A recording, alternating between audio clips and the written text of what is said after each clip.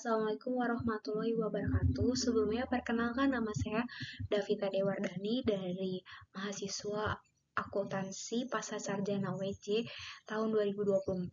Di sini saya akan mempresentasikan seminar proposal tesis saya terkait pengaruh Green Intellectual Capital, Green Accounting, Carbon Emission Disclosure terhadap kinerja keuangan perusahaan dengan Good Corporate Governance sebagai variabel moderasi pada perusahaan sektor tambang yang listing di Bursa Efek Indonesia pada periode 2020 sampai 2024.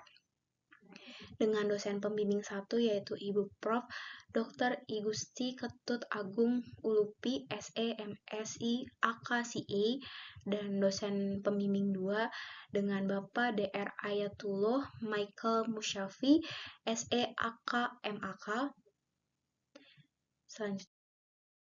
Selanjutnya terkait topik pembahasan yaitu terdiri atas pendahuluan yang meliputi latar belakang, perumusan masalah, pertanyaan penelitian, perbedaan, dan tujuan. Lalu selanjutnya adalah terkait landasan teori, kerangka konseptual, hipotesis, dan selanjutnya terkait metode penelitian. Next. Untuk selanjutnya terkait latar belakang, yaitu terkait meningkatnya urgensi isu lingkungan dalam dunia bisnis global, yang dimana dalam kurun waktu beberapa tahun terakhir, perhatian dunia bisnis terhadap isu lingkungan telah menjadi prioritas utama di dunia bisnis, didorong oleh tantangan global seperti perubahan iklim, eksploitasi sumber daya alam yang berlebihan, dan peningkatan emisi karbon. Di tengah meningkatnya urgensi tersebut, sektor-sektor memiliki ketergantungan besar pada sumber daya alam menjadi sorotan utama termasuk industri pertambangan. Lalu selanjutnya, industri pertambangan kontribusi ekonomi yang tinggi dan resiko yang lebih besar. Industri pertambangan sendiri merupakan sektor yang sangat strategis bagi perekonomian Indonesia, namun sekaligus memiliki tingkat resiko lingkungan yang tinggi. Aktivitas penambangan menghasilkan keuntungan finansial yang besar, tetapi di sisi lain menciptakan dampak ekologis seperti peningkatan emisi karbon, kerusakan lahan, dan penggunaan energi yang intensif. Kondisi ini menyebabkan perusahaan pertambangan di bawah tekanan publik, regulator, maupun investor untuk menerapkan praktik sustainability secara lebih serius. Fenomena inilah yang menciptakan hubungan yang dinamis antara kinerja keuangan dan sustainability. Lalu selanjutnya, tekanan stakeholder yang mendorong penerapan sustainability. Lalu selanjutnya, sustainability dan kinerja keuangan memiliki hubungan yang kompleks. Lalu menurut hasil survei dari ASEAN Corporate Governance Association pada 12 negara pada tahun 2023, yang dimana Indonesia,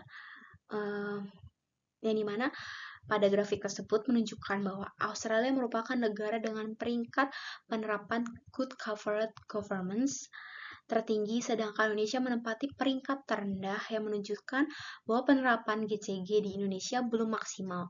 Padahal kinerja keuangan tidak akan berkelanjutan kecuali dasarkan pada praktek manajemen yang baik. Selain itu, annual report yang didukung oleh penerapan Good Corporate Governance mampu meningkatkan akuntabilitas publik dan transparansi laporan yang diharapkan mampu memaksimalkan kepercayaan investor. Next.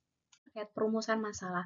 Masalah kinerja keuangan perusahaan semakin besar menjadi sorotan dalam dunia bisnis modern karena berperan sebagai indikator kesehatan perusahaan dan dasar pengambilan keputusan bagi investor, manajemen, dan regulator dalam industri pertambangan seperti penerapan Green Intellectual Capital atau GIC, Green Accounting atau GA, dan Carbon Emission Disclosure atau CED menjadi strategi penting untuk meningkatkan efisiensi operasional, reputasi, serta keberlanjutan perusahaan. Pada PT Aneka Tambang atau Antam, berbagai inisiatif keberlanjutan telah dilakukan, namun perusahaan masih mengalami fluktuasi kinerja keuangan akibat volatilitas harga komoditas yang tinggi, biaya lingkungan, dan kebutuhan investasi untuk pemenuhan standar keberlanjutan. Di sisi lain, sebagai perusahaan berukuran besar, Antam memiliki kemampuan yang lebih besar untuk menerapkan praktik hijau, tetapi hasilnya belum konsisten tercermin dalam kinerja keuangan.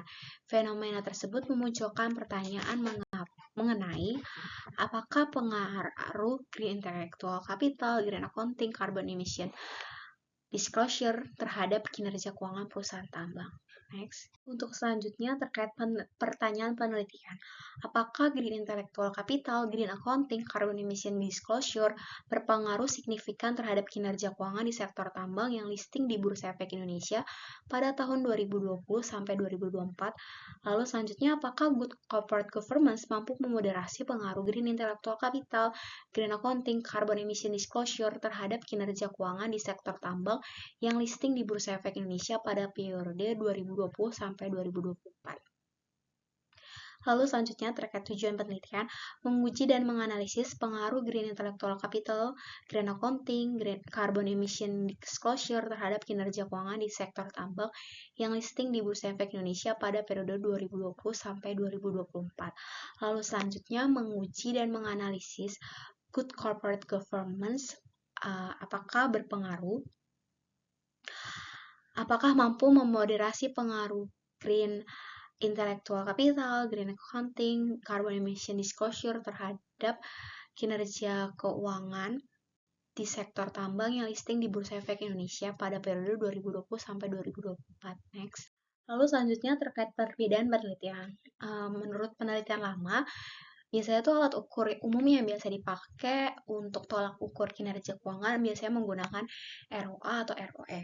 Lalu untuk green accounting sendiri biasanya menggunakan GRI. Lalu untuk green intellectual capital biasanya menggunakan alat ukur Green Intellectual Capital Disclosure Index. Lalu umumnya untuk variabel GCG yang dapat memoderasi kinerja keuangan biasanya menggunakan proksi Dewan Komisaris Independen. Lalu untuk penelitian baru atau penelitian yang sedang saya lakukan, yaitu dalam penelitian saya adanya terdapat variabel kontrol, yaitu firm size, firm age, dan leverage. Lalu selanjutnya ada tolak ukur kinerja keuangan yang menggunakan enterprise value. Lalu untuk green accounting sendiri menggunakan rasio antara total biaya lingkungan dengan total laba bersih setelah pajak.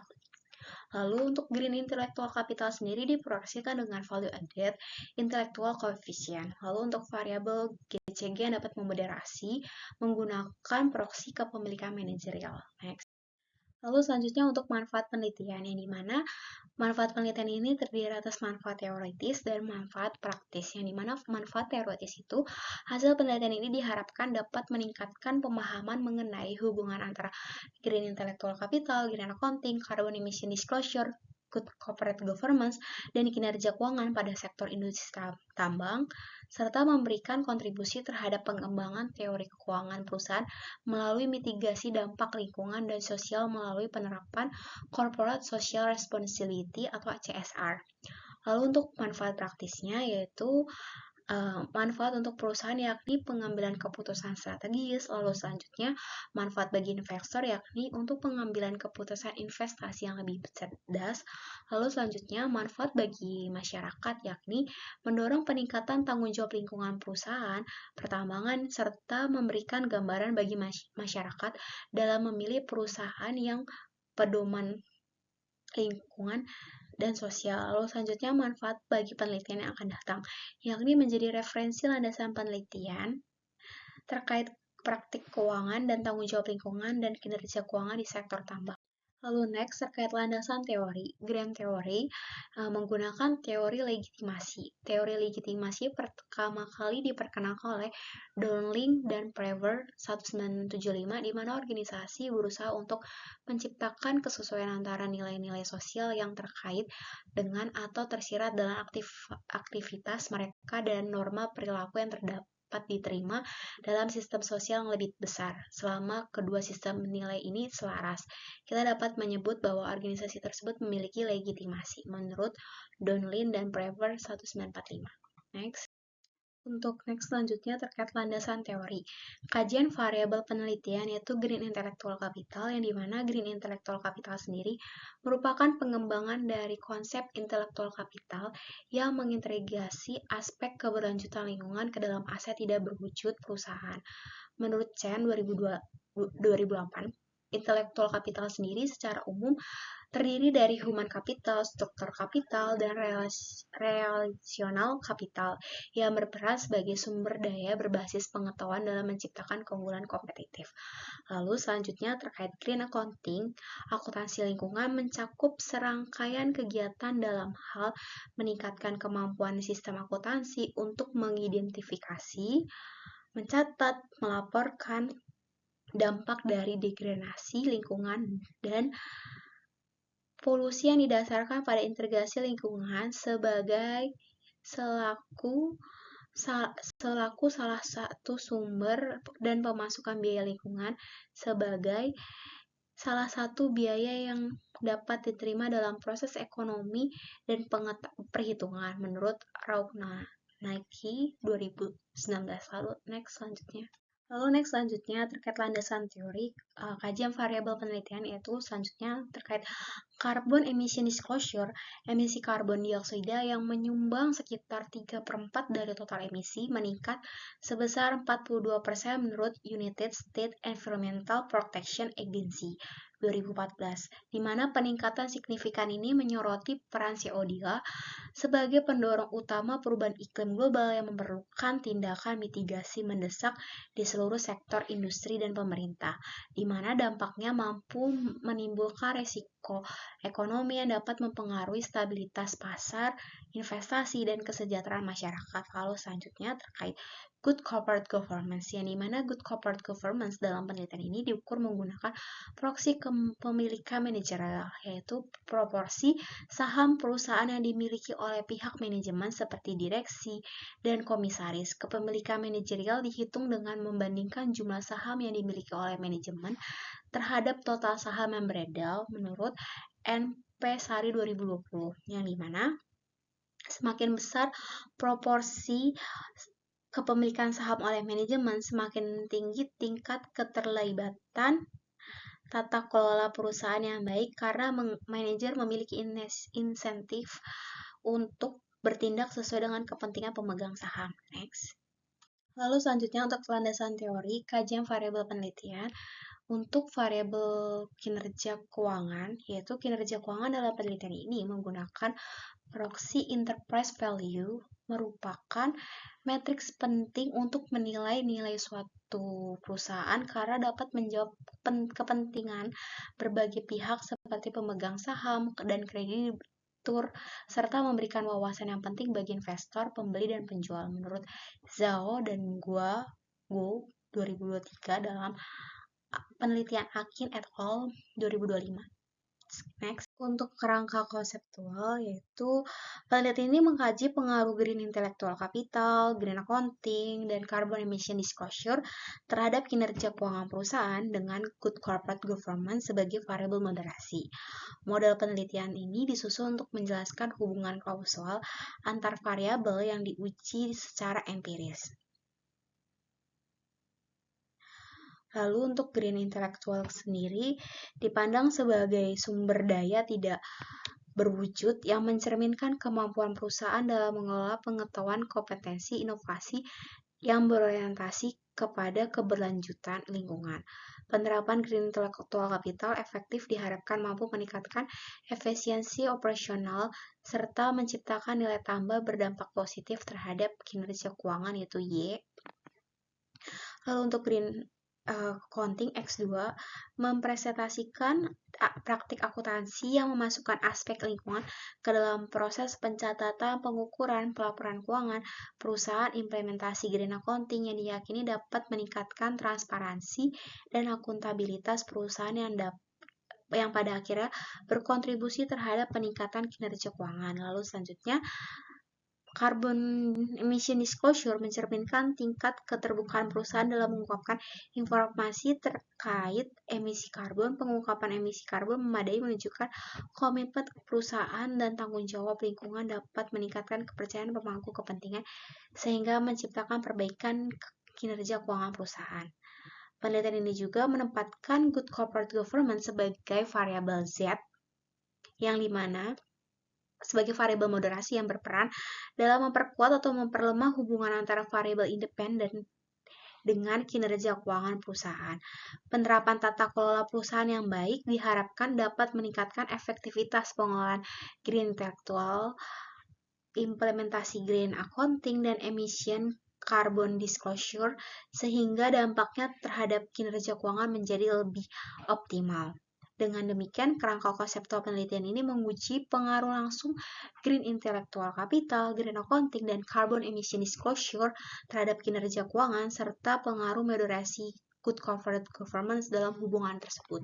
Next, terkait hipotesis. Yang pertama, hipotesis pertama yaitu green intellectual capital diduga berpengaruh positif terhadap kinerja keuangan, yang dimana komponen green intellectual capital sendiri seperti green human capital, green structural capital, dan green relational capital yang berperan penting dalam menciptakan inovasi hijau, meningkatkan efisiensi operasional, serta memperkuat reputasi perusahaan di mata publik. Argumentasi tersebut didukung oleh penelitian yang dilakukan oleh Yunalingsi dan Wahyuni 2023, lalu Mayulida 2000 et al. 2023, dan Saiful dan Qadir 2024, lalu Jelita dan Warsini 2024, yang dimana hasil penelitian mereka menemukan bahwa penerapan green intellectual capital mempengaruhi kinerja keuangan. Lalu next, terkait hipotesis yang kedua, yang dimana green accounting berpengaruh positif terhadap kinerja keuangan, yang dimana perusahaan tidak hanya fokus pada pencapaian keuntungan ekonomi, tetapi juga mempertimbangkan aspek sosial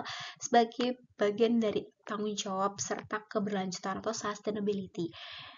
Argumentasi tersebut dari penjelasan tersebut didukung oleh penelitian dilakukan oleh Aurila dan Sulilawati 2025, lalu Fitriani 2024, lalu Pramina et al. 2024, dan Rahman Kusumawardana 2025, dan Ramadhani 2022, di mana hasil penelitian menemukan bahwa green accounting berpengaruh terhadap kinerja keuangan. Lalu hipotesis ketiga terkait carbon emission disclosure diduga berpengaruh positif terhadap kinerja keuangan, yang dimana pengungkapan emisi karbon menjadi bentuk transparansi perusahaan terhadap dampak lingkungan yang timbul dari aktivitas operasionalnya. Argumentasi tersebut didukung dari penjelasan yang dilakukan oleh penelitiannya Mariani et al. 2025, lalu DR Putri dan Murtanto 2023, lalu MR Putri et al. 2025, dan Windari 2025. Lalu selanjutnya terkait hipotesis yang keempat, yang dimana good corporate governance berpengaruh positif terhadap kinerja keuangan. Yang selanjutnya, di mana kepemilikan manajerial berfungsi sebagai sinyal bahwa perusahaan dikelola dengan baik dan memiliki prospek pertumbuhan yang kuat. Semua faktor ini secara tidak langsung meningkatkan kinerja keuangan perusahaan. Argumentasi tersebut didukung oleh penelitian yang dilakukan oleh Arifani 2019 dan Kusnarti dan Iswara 2025, di mana hasil penelitian tersebut bahwa kepemilikan manajerial berpengaruh terhadap kinerja keuangan. Lalu selanjutnya terkait hipotesis kelima, yaitu good corporate governance memoderasi pengaruh green accounting, green intellectual capital diduga berpengaruh positif terhadap kinerja keuangan. Yang dimana penerapan GCG juga meningkatkan sistem pengendalian internal, akuntabilitas, profitabilitas, dan meminimalisir konflik pada pemilik serta perlindungan kepentingan pada seluruh pemangku kepentingan perusahaan. Yang dimana penelitian yang dilakukan oleh Yuniza dan Devi 2023, Ramadhani et al. 2022, dan Surnarjo 2024 menunjukkan bahwa green accounting berpengaruh terhadap kinerja keuangan. Lalu penelitian yang dilakukan oleh Bangun, Astuti, dan Satria 2024 dan Sunarjo et al. 2024 mengungkapkan bahwa green intellectual capital berpengaruh terhadap kinerja keuangan yang memoderasi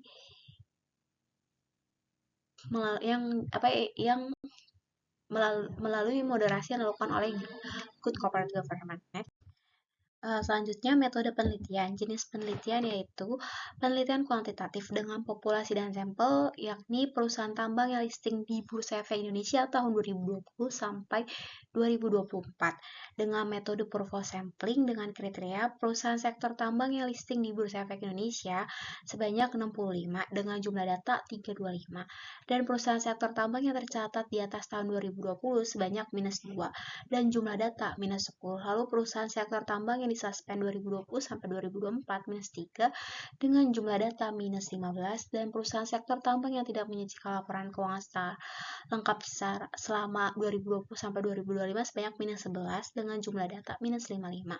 Sehingga jumlah sampel yang didapat yaitu 49 dengan jumlah sampel untuk jumlah datanya yaitu 245. Next, untuk terkait metode penelitian, jenis datanya menggunakan data sekunder dengan metode pengumpulan data yaitu metode studi pustaka dan dokumentasi dengan variabelnya yaitu meliputi variabel independen yaitu green intellectual capital, green accounting, carbon emission disclosure, dan variabel kontrol yaitu from size, leverage, dan from age. Lalu untuk variabel dependennya di kinerja keuangan dan variabel moderasi good corporate governance. Next, untuk kinerja keuangan itu menggunakan rumus enterprise value dengan rumus market cap ditambah total debt ditambah preference share ditambah minority interest dikurang cash and equivalent dengan market cap yaitu harga saham penutupan dikali jumlah saham beredar, total debt yaitu rumusnya short term debt ditambah long term debt dengan preference share itu merupakan kebanyakan perusahaan Indonesia tidak menerbitkan saham preferen. Artinya untuk mayoritas emiten di BEI, preference share sama dengan 0, kecuali beberapa kasus very rare seperti perusahaan BUMN tertentu atau perusahaan dengan struktur pendanaan kompleks. Lalu untuk minority interest, ada hanya pada laporan keuangan konsolidasi, yaitu perusahaan yang memiliki anak perusahaan. Jika perusahaan tidak punya anak perusahaan, maka minority interest 0. Dan cash and equivalent datanya dapat berupa total cash dan setara kas per akhir tahun. Untuk terkait sumbernya yaitu Yahoo Finance dan laporan tahunan atau annual report dan laporan keuangan. Lalu selanjutnya terkait green intellectual capital. Untuk rumusnya sendiri yaitu FA, output dikurang input, lalu ada FA sama dengan FA dikurang CE, yaitu lalu selanjutnya ada FAHU sama dengan VA dibagi HC, lalu ada STFA sama dengan SC dibagi FA, lalu ada value added intellectual capital yaitu rumusnya FACA ditambah FAHU dikurang ditambah STFA, yaitu dimana outputnya sendiri untuk datanya itu terkait pendapatan atau revenue, inputnya itu beban selain beban karyawan, lalu selanjutnya HC itu biaya karyawan, maka input itu total biaya dikurang biaya karyawan. Lalu selanjutnya FA itu revenue dan total expense, lalu selanjutnya HC itu beban gaji dan tunjangan karyawan. Lalu selanjutnya CE itu total aset dikurang total liabilities, lalu SC itu FA dikurang HC. Untuk sumbernya, kalau output sendiri diambil dari laporan laba rugi, input sendiri dari laporan laba rugi, dan FA diambil dari laporan laba rugi, HC diambil dari CLK, dan CE diambil dari neraca. Next. Selanjutnya untuk terkait definisi operational variable yaitu green accounting, yang dimana rumus green accounting biaya lingkungan dibagi laba bersih dikali 100% menurut Hidayat et al. 2023. Lalu untuk biaya lingkungan sendiri dapat berupa biaya pengelolaan limbah, pencegahan polusi, biaya sertifikasi lingkungan, biaya kegiatan SRS lingkungan, CRS lingkungan, biaya reklamasi tambang, biaya konservasi energi, biaya program daur ulang, biaya pengendalian emisi, dan untuk terkait laba bersih data digunakan laba bersih setelah pajak net income after tax. Lalu biaya lingkungan biasanya ditemukan di CLK, lalu ada sustainability report, dan ada di laporan tahunan perusahaan bagian CSR atau environment. Lalu laba bersihnya sumbernya laporan laba rugi. Next. Lalu selanjutnya untuk Carbon Emission Disclosure atau CD, yang dimana total D dibagi M, yang dimana Carbon Emission Disclosure diukur menggunakan indikator yang diadaptasi dari CDP, Climate Change Disclosure Framework, di mana setiap item diberi skor 1 jika diungkapkan dan 0 jika tidak. Keterangannya CED, tingkat pengukuhan emisi karbon atau Carbon Emission Disclosure, di skor pengungkapan item emisi karbon ke I. 1 itu jika item emisi karbon diungkapkan dalam laporan perusahaan, dan 0 jika item emisi karbon tidak diungkapkan, dan total D yaitu total skor seluruh item emisi karbon yang diungkapkan perusahaan. Lalu M, total item maksimal yang dapat diungkapkan. Lalu untuk datanya sendiri, data pengukuhan emisi karbon diperoleh dari Sustainability Report dan Annual Report perusahaan yang diakses melalui situs resmi perusahaan dan Bursa Efek Indonesia untuk perusahaan yang mengikuti CDP secara resmi, dan data verifikasi diambil dari laporan CDP. Lalu terkait definisi operational variable, yang dimana variable control yaitu from size menggunakan rumus NL dikali total aset. Dari penelitian Univiansa dan Rahayu 2022, yang dimana data yang dipakai adalah total aset dengan sumber yaitu laporan keuangan audit. Lalu selanjutnya variable control yaitu REPRET menggunakan rumus DER, yang dimana rumusnya total liabilities dibagi total equities dari penelitian KI Sari dan Wahyuni 2023 dengan sumber data total liabilities dan total equity. Dengan sumbernya yaitu annual report pada bagian financial statement. Lalu selanjutnya variable control from age, yang dimana rumusnya tahun annual report diteliti dikurang tahun perusahaan berdiri. Tahun annual report penelitian yaitu tahun melakukan penelitian atau tahun laporan yang dianalisis. Lalu tahun berdiri perusahaan itu tahun ketika perusahaan mulai beroperasi secara resmi didirikan. Sumbernya annual report. Lalu selanjutnya untuk GCG yang memoderasi menggunakan proxy kepemilikan manajerial, yang dimana rumusnya jumlah saham yang dimiliki manajemen direktur dibagi total saham yang beredar, yang dimana datanya jumlah saham yang dimiliki manajemen atau direksi yang diperlukan termasuk direktur utama dan direksi lainnya, komisaris, lalu manajemen eksekutif, CEO, CVO, CO, dan jika tercantum memiliki saham, yang dimana sumbernya jumlah saham yang dimiliki manajemen direksi, sumber datanya annual report di bagian good corporate governance atau corporate ownership. Next untuk terkait model analisis data, yang dimana statistik deskriptif sendiri kumpulan metode yang digunakan untuk menganalisis dan menyajikan data kuantitatif yang jumlahnya relatif, kuantitatif yang jumlahnya relatif besar, dengan tujuan untuk menggambarkan besar dan tujuannya pengembaraan data tersebut agar dapat dimengerti dan mudah. Pengumpulan data tersebut agar dapat dimengerti dan mudah dianalisis. Lalu selanjutnya terkait uji asumsi klasik yang digunakan yaitu uji normalitas, uji multikolineritas, dan uji heterokedasitas, dan uji autokorelasi. Lalu selanjutnya terkait akan dilakukan yaitu uji analisis regresi berganda dengan MRA, moderated regression analysis, yang dimana mode analisis dalam penelitian ini menggunakan analisis regresi berganda. Analisis regresi linear berganda adalah alat analisis yang digunakan untuk menguji hubungan dan pengaruh secara linear antara dua atau lebih variabel independen dengan variabel dependen. Lalu selanjutnya untuk terkait uji penelitiannya yaitu melakukan uji hipotesis dengan uji T dan uji F dan uji koefisiensi determinasi. Lalu next yaitu tahapan terkait penyusunan bab 1-3 dimulai dari bulan Agustus sampai Desember, dan persiapan studi pendahuluan itu mulai dari September sampai Oktober. Lalu penentuan populasi dan sampel yaitu November sampai Desember, dan pengumpulan data sekunder annual report yaitu Desember sampai Januari. Lalu operasionalisasi variabel dan tabulasi yaitu di Februari, dan pengumpulan data di Februari, dan pengolahan dan analisis statistik yaitu di Februari sampai Maret, interpretasi hasil pembahasan di Maret, dan penarikan kesimpulan penyusunan laporan penelitian di April. Next. Cukup sekian untuk presentasi terkait seminar proposal tesis saya. Mohon maaf kalau ada kata-kata yang kurang berkenan. Wassalamualaikum warahmatullahi wabarakatuh.